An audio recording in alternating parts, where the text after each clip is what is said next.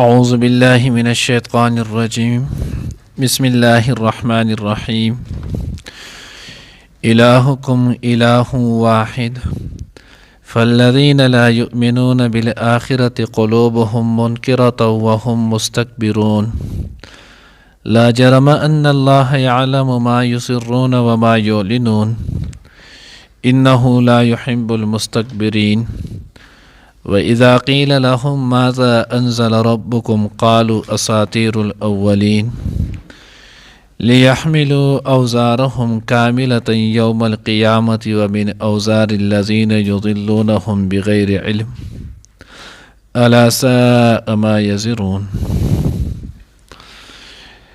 نننی درس کې به انشاءالله العزیز سورة النحل پارہ نمبر 14 رکو نمبر 3 آیات نمبر 22 23 24 25 سلور آیاتونه چې نو هغه ویلې کېږي.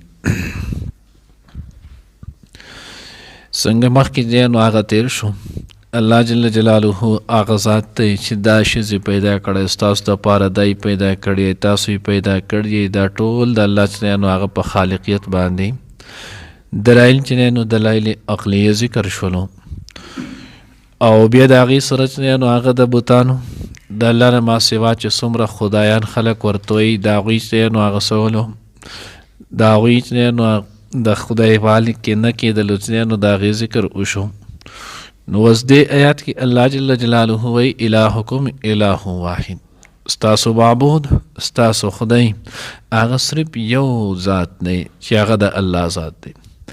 فالذین لا یؤمنون بالآخرة، پس هغه کسان چې د هغوی ایمان نه راوړي په آخرت باندې قلوبهم منکره، زړونه د دوی چې نو هغه څه دي منکر دي، وهم مستکبرون او دوی غرور او تکبر کوونکي دي. اوس تکبر دا بدترین ګناه دی. اللهم احفظنا، الله دې زموږ حفاظت وکړي.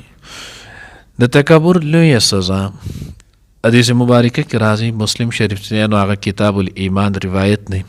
ای مفهوم دا دی ان الله لا يدخل، الله رب العزت چې نو هغه نه داخلی چې نو جنت ته هغه سړی فی قلبه مثقال ذره من کبر، چې چا په زړه کې د اوري د دانې په قدر هم تکبر و، الله پیغمبر وایي دا سړی به الله پاک جنت ته نه داخلی.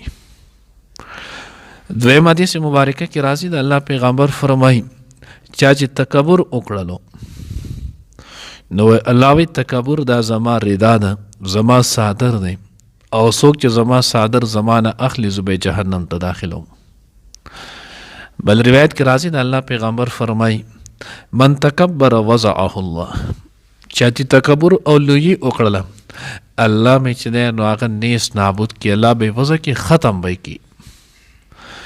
او قرآن آیات کې الله وی انه لا يحب المستكبرين، آیت نمبر 23 کې الله وی انه لا يحب المستكبرين، الله چې نو هغه تکبر کون کې نه خوښي. نو د الله رب العزت د نظر نه په سړی ارتاویږي، دومره بدترین شیز دی. اوس تکبر څه ته ویلی کېږي؟ نو یو تکبر دی او یو تجمل دی. تجمل او تکبر دواړو کې چې نو هغه د ځمکې اسمان فرق دی. تجمل دی ته ویلی کېږي انسان ښکلې جامه واغوندي، ښکلی کور جوړ کړي ځان له، ښکلی ګاډی ځان له واخلي، ځان ښکلی چې نو هغه سنبالي.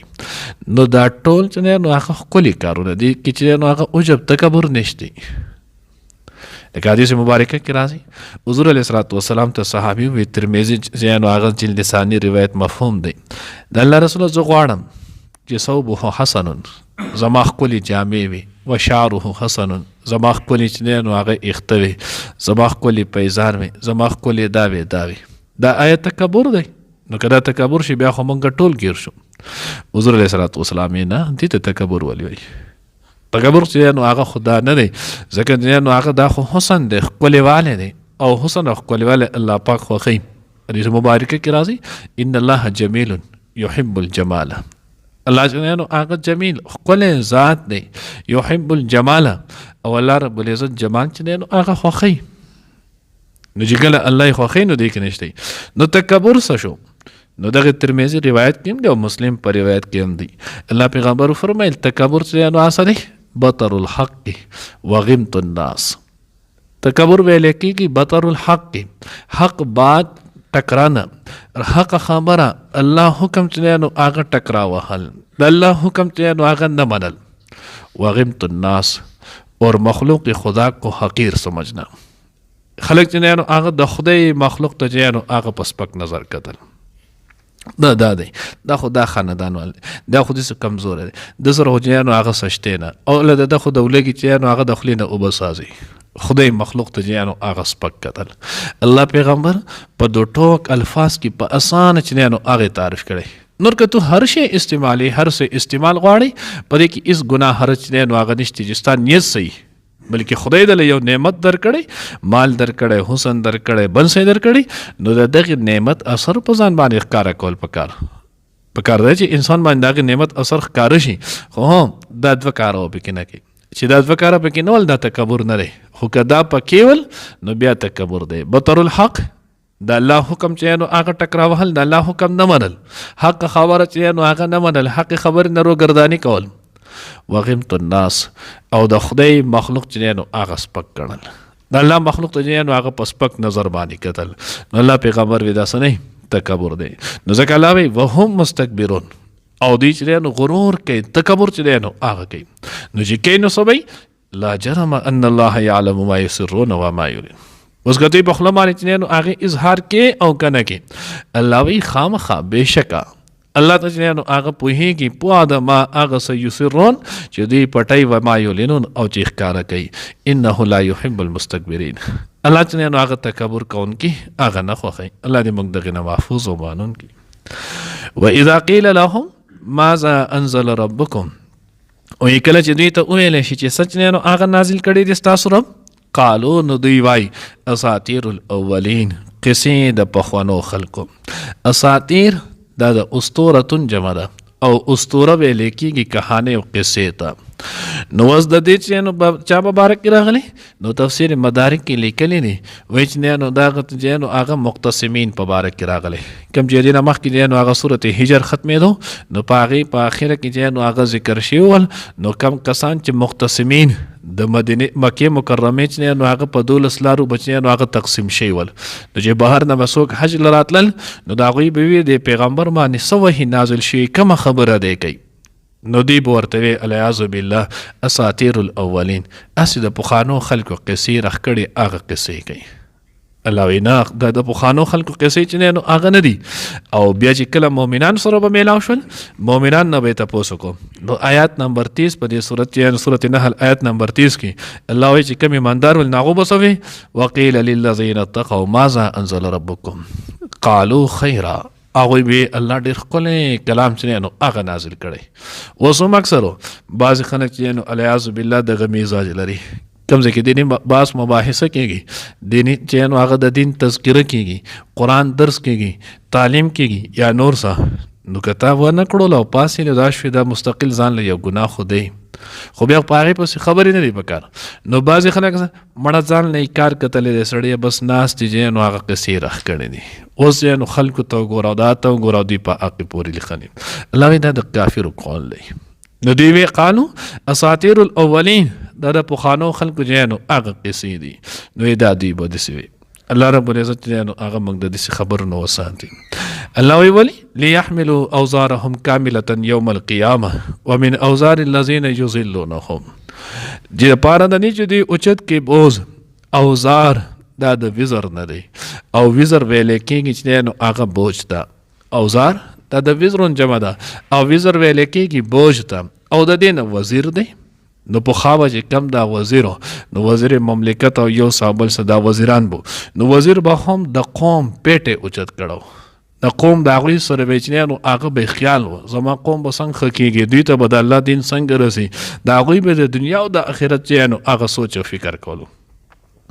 او زمونږ دا هم وزیران دي، خو صرف دوی هم پیټې چوتی، خو لږ ټیپه راقي کړی دی، او به د قوم پیټې پته دوی د پیسو پیټې چوتی، او پیسو پیټې چوت کړي، او بیا د دې ځای نه بل ځای ته یوسي، یو په خپله پسې هم تښتي او نور پسې هم تښتي، چې په دې چلې ټول تباه کړه. نو وزیر دا د وزر نه چې نو هغې نه دی نو وایي اوزارهم دوی اوس ولې دا حرکتونه کوي نو د دې لپاره چې په ورځ د قیامت د خپل ګناهونو پیټې هم څوت کړي او د نورو هم. مخکې موږ ویلو مشکات شریف چې نو هغه روایت دی باب الاعتصام بالسنه کې نو باید کې نو هغه روایت مفهوم دی الله پیغمبر وایي من سن سنتا حسنتا چا چې یو ښکلې طریقه یو ښکلی کردار چې نو هغه رایج کو نو څومره کسان چې په دې باندې عمل کوي هغې عمله د په عملنامه کې به لیکلی کېږي. ومن سنه سنتا سیئتا او چا چې نو هغې یو بده لار یو بده طریقه چې نو هغې په خلکو کې رایج کوله نو په ورځ د قیامت چې څومره هم چې نو هغه خلک د دې ټولو ګناه به چې څومره کسان په هغې طریقه چلیدلی دي د هغې ټولو ګناه چې نو هغه په ده باندې نو ځکه الله دوی ولې دې سوی لیحملوا اوزارهم کاملة یوم القیامه چې په ورځ د قیامت دوی د ګناهونو مکمل پیټې چې نو هغه اوچت کړي ومن اوزار الذین یضلونهم بغیر علم او د هغې خلکو د ګناهونو پیټې هم اوچت کړي چې کم دي نو هغه ګمراه کړي دي بغیر د علم د پوهې نه. الا ساء الله وایي ډېر بد دی واورئ خبردار ډېر بد دی ما یزرون چې کم تاسو اوچت وایي د ګناه پیټې دا ډېر خطرناک دی. دنیا پیټې خو به دې لږ ساعت ستړی کړي بیا به ته بشي خو که د ګناه پیټې چې نو هغه دې ځان سره آخرت ته ویړو نو بیا هلتې دمه کېدل نشتي. الله دې زموږ حفاظت وکړي. الہکم معبود ستاسو خدای ستاسو الہ واحد معبود یو دی فالذین پسای کسان لا یؤمنون چې ایمان نه راوړي ایمان نه لري بالآخرت په آخرت باندې قلوبهم زړونه د دوی منکراتون منکر دي وهم او دوی مستکبرون تکبر کوونکي دي لا جرم یقینا خامخا ان الله چې بېشک الله پاک یعلم پوهیږي ما په هغه څه یسرونه چې دوی پټوي وما او په هغه څه یعلنون چې دوی ښکاره کوي انه بېشکه هغه الله لا يحب المستکبرین نه خوښوي تکبر کوونکي واذا قیل لهم او هر کله چې وویلی شي دوی ته ماذا انزل ربکم څه شی نازل کړی دی ستاسو ربو قالو نو دوی وایي اساطیر الاولین قصې د مخکینو خلکو لیحملو د پاره د دې چې دوی